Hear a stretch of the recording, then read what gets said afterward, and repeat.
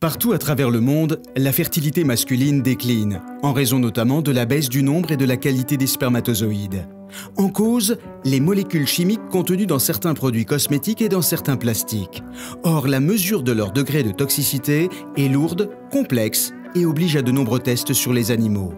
C'est pourquoi au laboratoire de toxicologie de la reproduction de l'INRS, la chercheuse Géraldine Delbès et sa collègue Arlette Ruguemera ont mis au point une méthode de test assez révolutionnaire. Reproduire in vitro le développement du testicule in vivo. En développant une méthode de test toxicologique in vitro sur les organes reproducteurs et en l'appliquant pour tester l'impact des polluants sur la fertilité, Géraldine Delbès et Arlette Ruguemera ont eu de la suite dans les idées.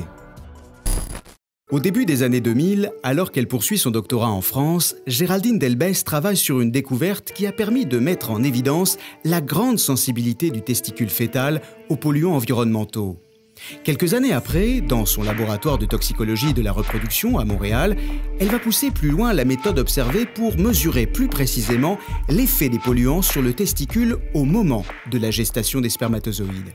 Il a été démontré que pendant la vie fœtale, dans les cellules germinales mâles, les marques épigénétiques se mettent en place et vont influencer la mise en place des spermatozoïdes pendant la vie future. Les marques épigénétiques, ce sont en quelque sorte les codes qui permettent à chaque cellule de notre organisme d'assurer la fonction qui lui est destinée. Et c'est ce code-là que Géraldine Delbès et Arlette Ruguemera vont utiliser et dupliquer pour effectuer autant de tests possibles sur les cellules de testicules selon les polluants potentiels auxquels elles sont confrontées. Comment ? En pratiquant la culture organotypique. La culture organotypique, ça permet de reproduire in vitro le développement du testicule in vivo. On a montré que le développement est tout à fait normal in vitro pendant quelques jours. Donc on peut l'utiliser pour, d'une part, diminuer le nombre d'animaux qu'on utilise pour faire des expérimentations et aussi pour analyser une multitude de marqueurs cellulaires puisqu'on sait qu'ils se reproduisent exactement comme in vivo. En utilisant cette méthode de culture in vitro des tissus de testicules fœtaux de rats, Géraldine Delbès et sa collègue Arlette Ruguemera sont capables de démultiplier à grande échelle leur batterie de tests et d'observer précisément comment les cellules réagissent en les exposant à des molécules chimiques potentiellement toxiques. Après l'exposition en culture, on peut mesurer, quantifier ce marquage-là pour voir si le produit chimique a altéré le développement de ces marques épigénétiques.